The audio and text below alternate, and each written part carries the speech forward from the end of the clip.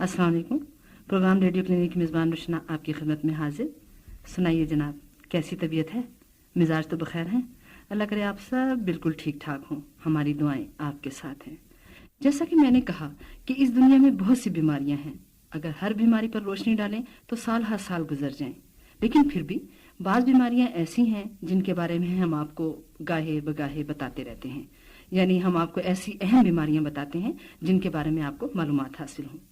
आज हम आपको आंत और मैदे की बीमारी यानी गैस्ट्रो इंटेस्टाइनल ट्रैक्ट के बारे में बताएंगे।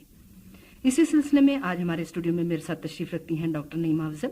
ये आज आपको मैदे और आंतों की भी मुख्तलिफ बीमारियों के बारे में बताएंगी। अस्सलाम वालेकुम डॉक्टर साहब। वालेकुम अस्सलाम। आपका बहुत बहुत शुक्रिया कि आपने मुझे यहाँ बुलाया और उम्मीद है कि मैं आपको इन बीमारियों के बारे में सामीन की तसल्ली के लिहाज से कुछ बता सकूंगी।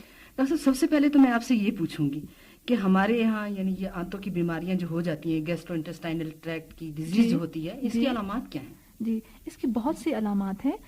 उनमें सबसे ज्यादा अहम जो है वो एक तो है पेट का दर्द होना। उसके अलावा बाज दफा मरीजों को खाना खाने को दिल नहीं चाहता। फिर खट्टी डकारें आना।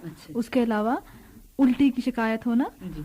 और बाज दफा ऐसा होता है कि खाना खाया हुआ वापस आ जाता है, जिसको हम रीगर्जिटेशन कहते हैं। इसके अलावा बाज दफा निगलने में तकलीफ होती है, जिसको हम डिस्फेजिया कहते हैं अपनी जबान में। और फिर गैस की तकलीफ, जिसको हम फ्लैचुलेंस कहते हैं। और कब्ज और जुलाब यानी डायरिया।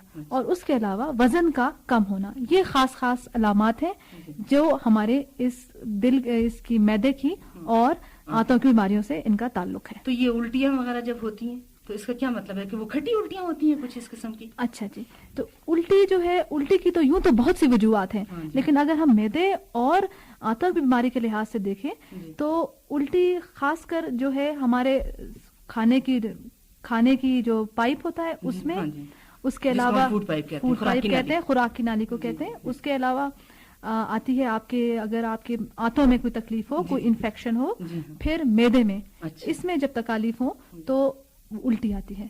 और उल्टी भी खास किस्म की होती है जिसके लिहाज से आप